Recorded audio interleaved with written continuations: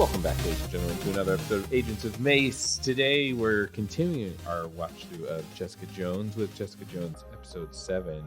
But first, we wanted to talk about some Marvel news out there in the universe now. With all of the new shows and the new movies and the new series, it seems like spread out much more than they have been over the last couple years. I guess we'll start with the bad news first. Unfortunately, sounds like Loki has been pushed back for the 8th time? God.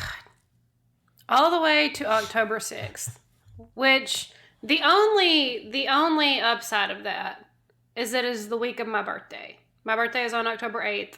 So I could choose to read this as a birthday gift. However, I'm choosing to read it as an affront because they finished this forever ago. Yeah. These better be some absolutely incredible special effects that they're having to shove into this show to push it off until October. I'm so mad.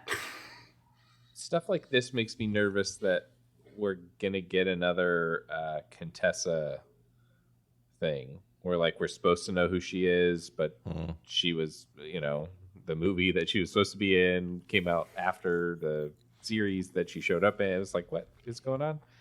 So as long as there's no weird, we're getting information either too soon or too late, I think it's, it is what it is. It sucks, but yeah. I did see that someone pointed out that the date that the last episode premieres is also the same date that the Marvels movie is released.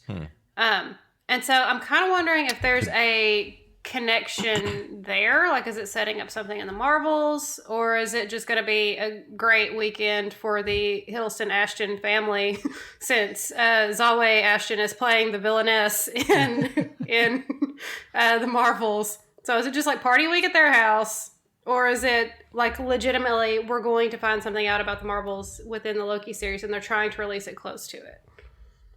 I hope for that. Yeah, that sounds cool. But even if they were going to do that, it would feel like you would want to end that the week before the movie came out. The same day. Maybe they're just peppering stuff in. Yeah, true. Throughout the series. Unless there's going to be some crazy, how AMC always does some weird, super movie night on the release of a movie. Not always, but sometimes they do. When Avengers 2 came out. Or no, when Avengers came out, we went and we spent an entire day at the movie theater for a special event where we watched every single Marvel movie. And then at midnight, we watched Avengers. So maybe something, if something like that happens, right? You go and it's a double feature where you see the final episode of Loki and then you watch that. That could be cool, I guess. That would be so cool. I think we'd only really, the only thing is for those that are lucky enough to get the early access, they're going to see the Marvels 2 weeks to a month before its release date. Mm-hmm. Lucky. Yeah. So it's would they potentially get the rest? If they're getting the rest of Loki with it, then there's going to be something major is going to happen. Yeah. Some connections. Yeah, that would be weird to get to see the movie and not know. And then something gets yeah, and then the Loki season 2 finale is completely spoiled. Well, I guess we'll see. I'm all for some October spookiness, so hopefully hopefully that shows up in the show. Maybe we'll get another thing a Werewolf by Night kind of thing where it's just an hour long a spooky thing. I'd be totally on board with that. All for that, yeah. I was wondering if we were going to get maybe a continuation of Werewolf by Night. Maybe we follow the main character and Swamp Man. What's his? Mm-hmm. Yeah. Swamp Thing? I don't know. Maybe we get to see continue their adventure. I think that could be fun. Or maybe we get a little Ghost Rider mini film or Blade, introducing Blade some way. Let's not even get into Blade. Blade's doomed at this point. At this point, I don't even. Who knows if we'll even get Blade? Wait, why do we think we're not getting Blade? They've been very into Blade for a minute. Yeah, but with the writer strike, that's Oh yeah. Okay. Look, we're not getting anything. I think at this point they've teased it too much to can it completely. Yeah. But we may be, but that's why I'm thinking like maybe we'll get a shortened version of it just so they get it in there, and then maybe potentially they do something more with it later. But at this point it's like, I mean, we've heard him, we've seen his sword, you've teased it nonstop.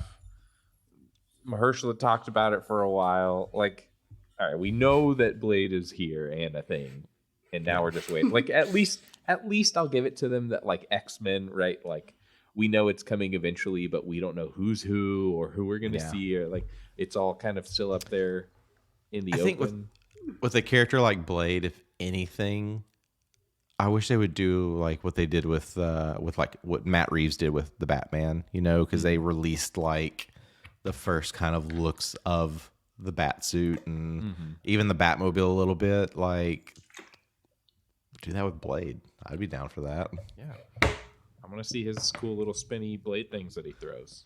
Right? Those UV bullets. It's like Whistler, like somebody. Like, come on. Like, Yeah, it'd be nice, or at least like introduce vampires in some way to the universe. Well, on to other news. If you are listening to this episode on the week that it airs, I guess that would be next week for us now. So last week, Quantumania released on Disney Plus. So if you haven't seen it, or if you are ready to watch it again and you have Disney Plus, go watch it. It's finally there.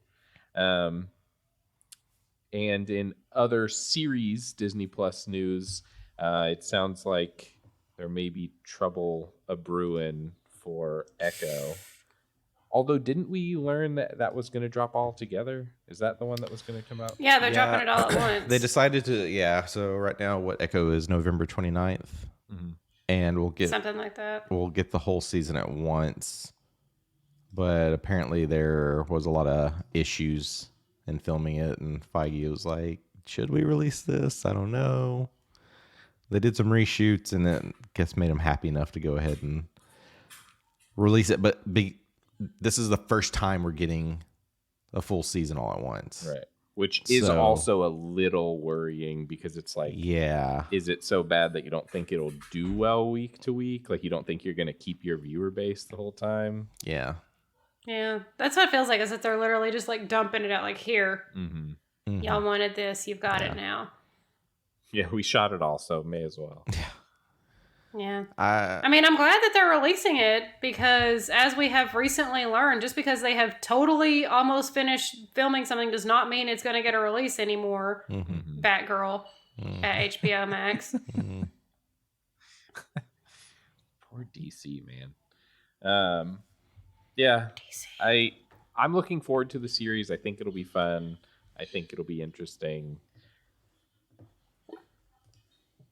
I think I told you guys, I go into everything now not expecting it to be bad, but just with lower expectations. And then that way I'm usually delightfully excited by the end of it. Like, oh, that was actually pretty good. Whether or not it was actually really good. But, so I'm going into this with a little lower expectations. Hearing this makes it like even a little bit lower, but I don't think it's going to be as bad as they're making it out to be. Right. Maybe just not the standards that they wanted, but all right. There's also some Kang Dynasty news. That high chances it's not going to be written by Jeff Loveness. It seems like this is just a rumor, but the rumor is that he dropped out on writing it, and apparently he did this before the writer strike. Interesting. Why would you leave Disney Marvel money on the table? Well, even to that, I mean, we still don't really necessarily know what's going to happen with Jonathan Majors, because there's still, and so much is probably rumors, but yeah, it's just, there's been rumors that they're trying to recast Kang, right? So Yeah, which I mean, it's something that happens, but I think that it's a hard thing to do in a series like this that you're building for so long, especially with a character that's not CG. Like Thanos, sure. All right. If they had to recast Thanos at some point, you may notice the voice is a little different, but the overall character doesn't have to change. This is a situation where we have a person, and if they, if they change, it'll be like, what? I'm sure they'll, write it away as like, this is a multiverse version of Kang. Like, okay, They can. I mean, they can do that now. Even though we've seen the multiverse versions of Kang, and they all still looked like Jonathan Majors. except this one multiverse version of Kang. All the lizards did not look like him in Loki. So exactly. See. So that's our little news segment. I guess it was kind of a downer, huh? A lot of. Hey, there's good news. We are very close to the new Spider-Verse movie. That's true. There you go. Yes. Well, I'm glad that we have a little bit of good news because let's get into this episode, which seems mostly bad news. God. I forgot the middle of Jessica Jones gets real dark and depressing.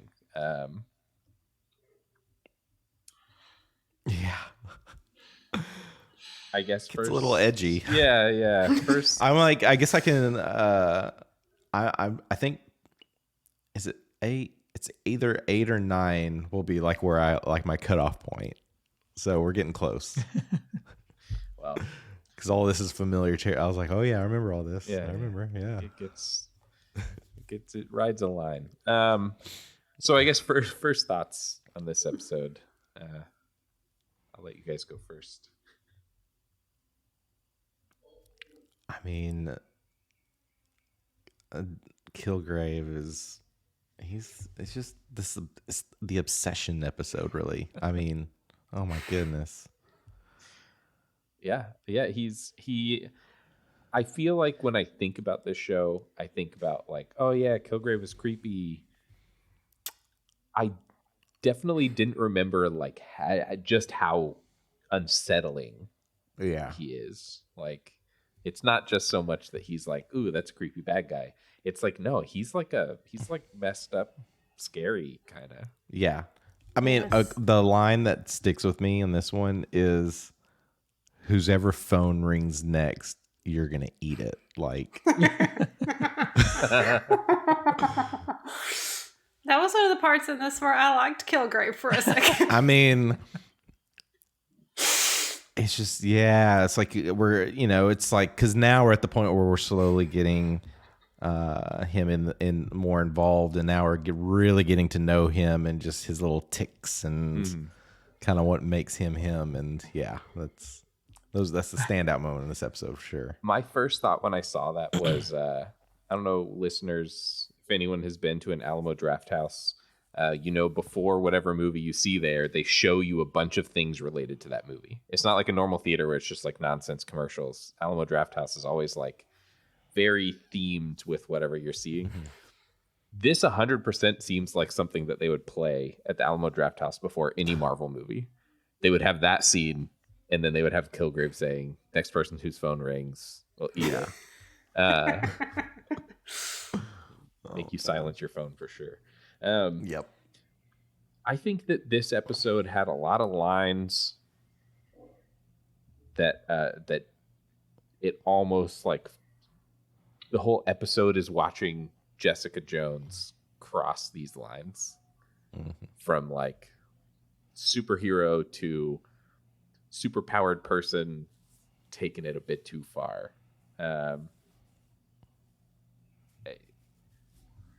We'll talk about these, but like one of them is with Jerry's wife or ex-wife, and she like throws around the train tracks. That was like a little far, and I think at that moment, she knew she went a little far. But then we also get a moment where she very clearly ripped someone's head off and put it in a plastic bag, and took it to the police station. And while, she not necessarily the reason for the death, that's pretty intense to pull off someone's head and put it in a bag, alive or dead. So kind of a stretch for this person that we're supposed to be like, yeah, Jessica Jones. I don't know why we can't watch nice things. I made that same note for this episode and the last one. I was like, why can't we just have nice things? Happy things. Things with sunshine and rainbows. Yeah. It's weird because I feel like these Netflix series tried a little harder to be a little darker. They succeeded. But if you, and we will eventually, but when you watch all of the other series, it's like there are some darker parts, but they're kind of balanced. Mm-hmm. There's like more funny stuff. There's lighter moments. There's like happy moments mixed in with all the sad, dark, depressing moments. Whereas in Jessica Jones, it's like you're lucky if you get like a funny joke in the episode to remind you that like, oh, that was funny, and then you're sad again for the rest of the episode. Yeah. And especially, like, I feel like watching this as a lady is especially difficult because it's a huge metaphor about how you're constantly in danger of losing your bodily autonomy. And it's just, not only is that, you know, a depressing and upsetting thought, but everything is just so ooky. Like throwing the head down on the table. Yeah. It is a lot more intense than the other ones. And I know that, like, these series did lean a little more on like real issues, like bringing to light real, not necessarily bringing to light as if they didn't already have light on them, but using real life issues and introducing them into this like superhero world. And it's hard to watch because part of you is like, or at least for me, part of me is like, well, I want to watch a comic book show. And now I'm watching this show about like real issues that people really have. But instead of being just normal people, they also have superpowers. So there's like a whole nother layer to it. And also the creeps have superpowers. Yeah. It just makes you feel, like, oh, there's no hope for anybody. Yeah. I didn't get to share last week, but one of the creepiest things that's happened so far on this series is when Kilgrave buys Jessica's childhood home. Yeah. What is that? I feel this episode tries to like introduce the idea that Kilgrave stalks Jessica because he loves her. Mm-hmm. And my question is, do we think that he loves her, or do we think that he loves her power? Because the episode tries real hard to make it like he loves her, but like it feels like one of these types of characters where it's like she's the one that got away, and you just get obsessed over that. It's like anytime you see this is in a lot of movies, it's just like if there's someone I can't control, or there's, you know, someone I've tried to kill but didn't. I failed at it. Like there's just that obsession. Yeah. And also with a character like Kilgrave, actual love is impossible. He doesn't even view other people as being fully people. They are puppets.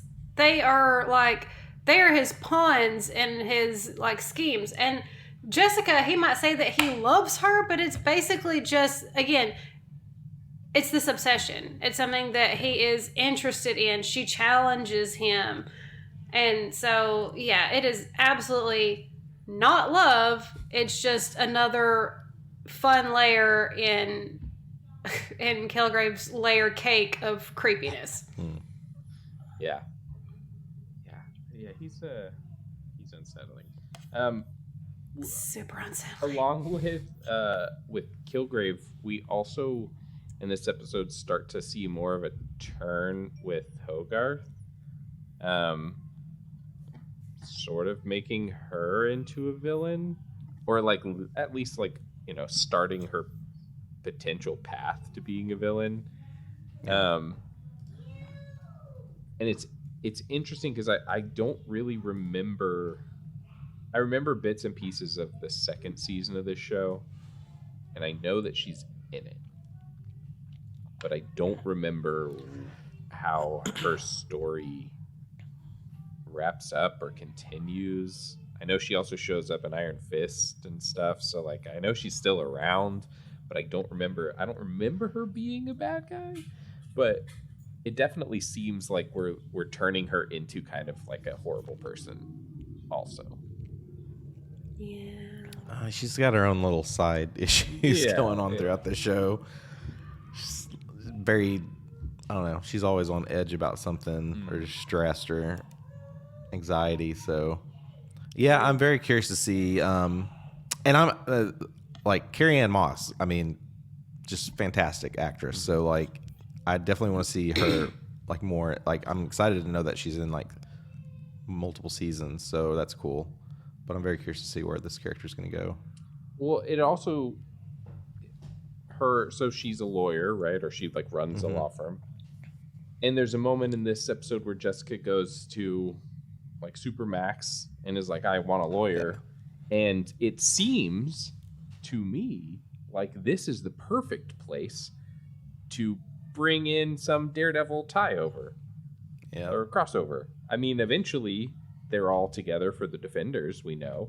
But this seems like, oh, well, you introduced Luke Cage. Daredevil was the first of these series, so you'd think that you could introduce him in here.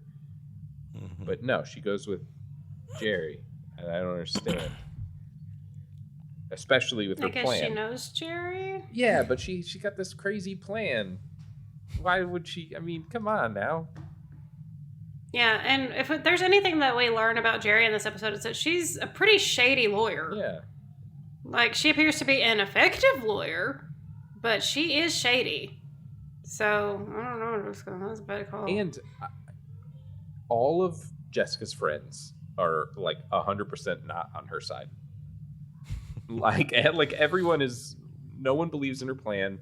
No one really wants to help her. Everyone, like, sort of screws things up for her.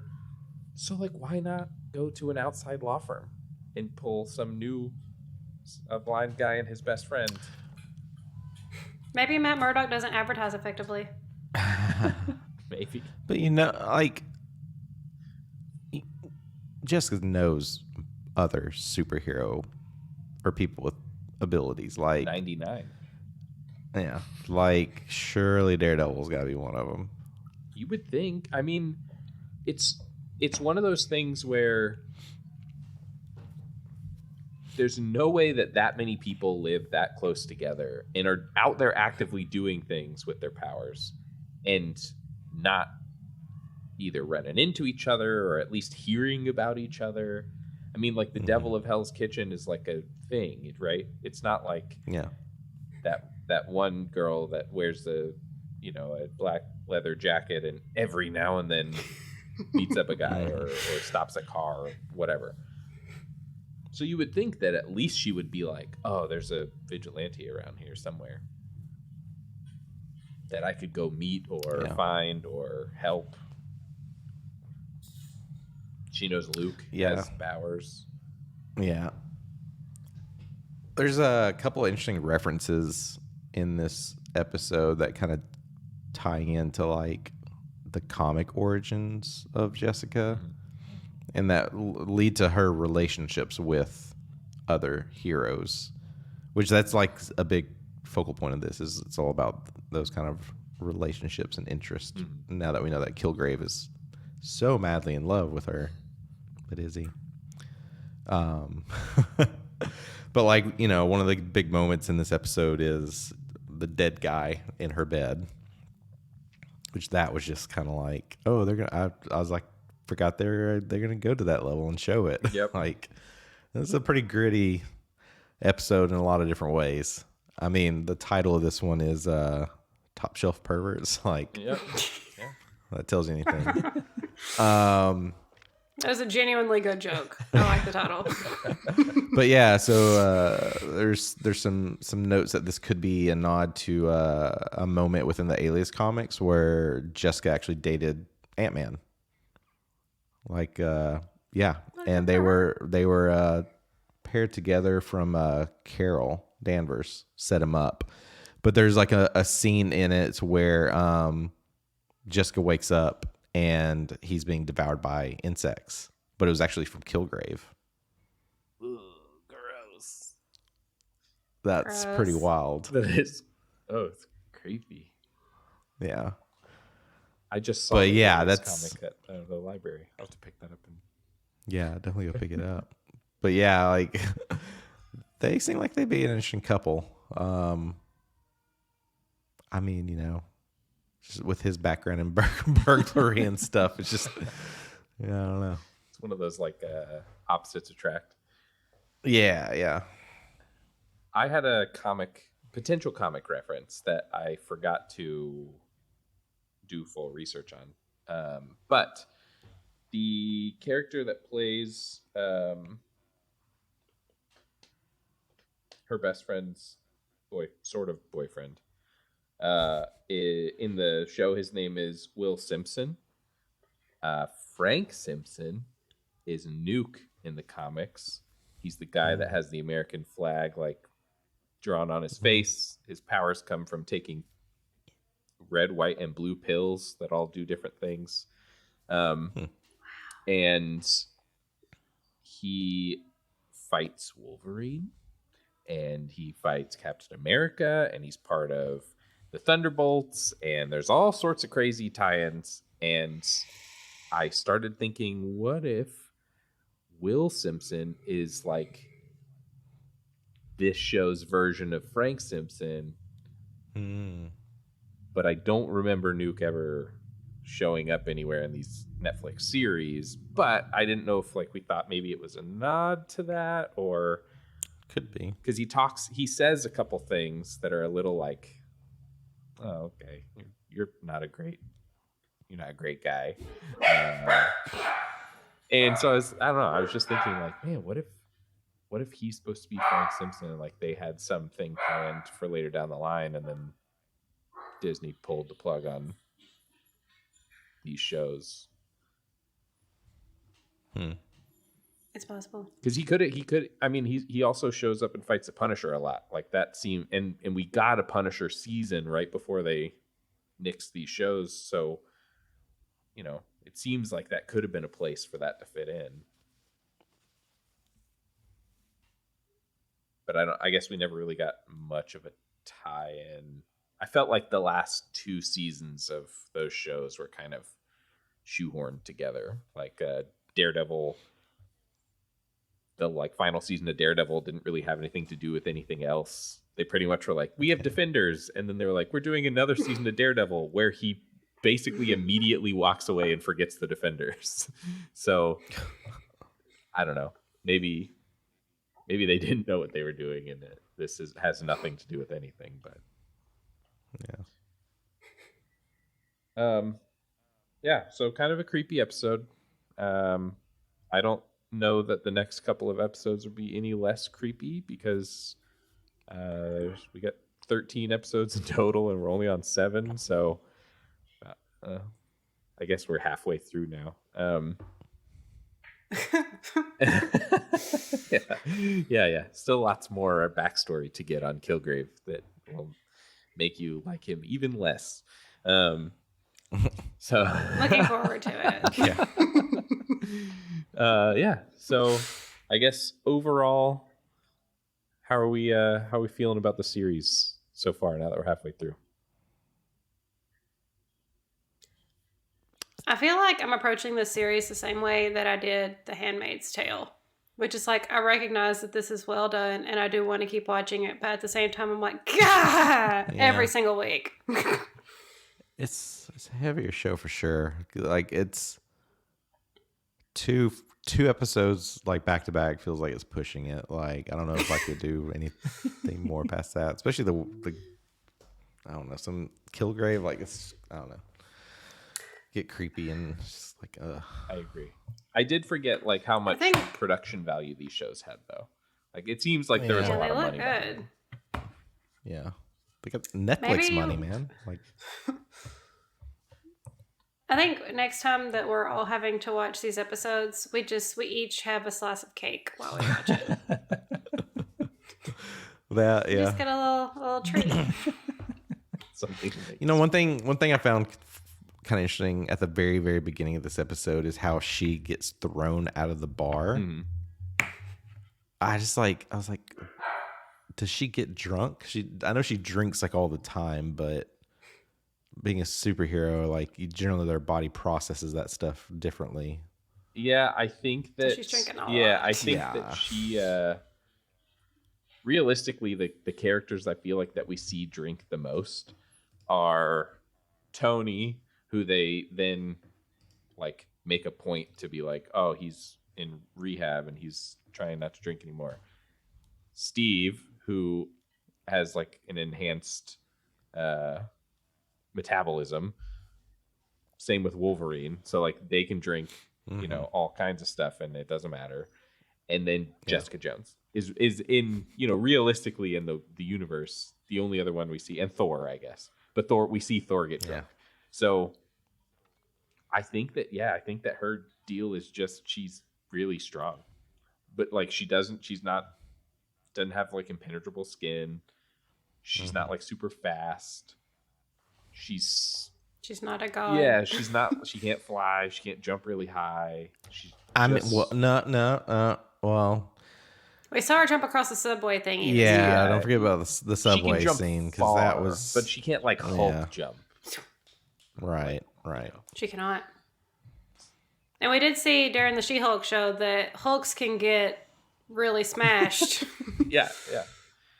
So, yeah, I think that, you know, it's like a case of I want super strength, and then you don't realize that like there's so many other things that would probably be more helpful than just being strong. Like if you're super strong, super hangover. If you're super strong and somebody just can walk up and shoot you, not a whole lot you can do about it.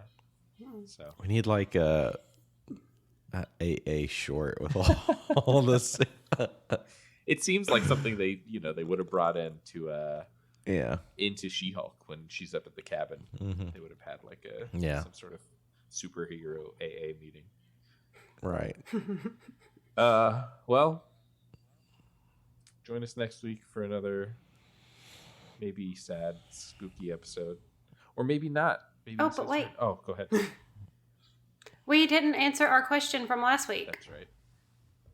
We didn't answer who our favorite Guardian of the Galaxy is. I think Luke should go first. I mean, for me, I like Groot. Oh, that's a good one. You want me to go next? Okay. Yes, I do. think my obvious choice is Rocket, but I think my real choice is Peter, but from like the earlier comics, maybe even like Guardians 1 Peter, where he's like space pirate, space Han Solo, Marvel Han Solo, Peter Quill. I don't like sad, depressed Peter Quill or like weird, thinking too much about his place in the universe Peter Quill. I like fun, 80s loving, space pirate Peter Quill. And I like Mantis. That's a good one. Oh man, Mantis is. Yeah. Yeah, I can't really elaborate on it. She's just my favorite. I think she's hilarious because she's just completely innocent, just a wide-eyed, naive in every situation, and is also best friends with Drax. I was gonna say I think Drax is a good one, but again, it's like movie Drax is a good one. I think comic Drax is not the same at all as the Drax we get in the Guardians of the Galaxy movies. Or holiday special. Well, okay, so I guess on that note, we'll stick with what's your, like, if you could have one superpower and only one, what would it be? And then we can talk about how impractical it all it is. Oh my gosh. So think about that for next week. That's how we'll start. I'll try to remember. We'll start next week with the answer to our questions. Yeah. So yeah, join us next week as we continue watching this series with episode 8. Yes, this was 7. And maybe we'll get some like really good news that. Just kidding. Loki's coming out next week. Woohoo! Hey. Oh my gosh. And it's being released all at once because we're also just dumping it out. Exactly. Here's that, and also Echo and Marvels is free on Disney Plus. See you all next week.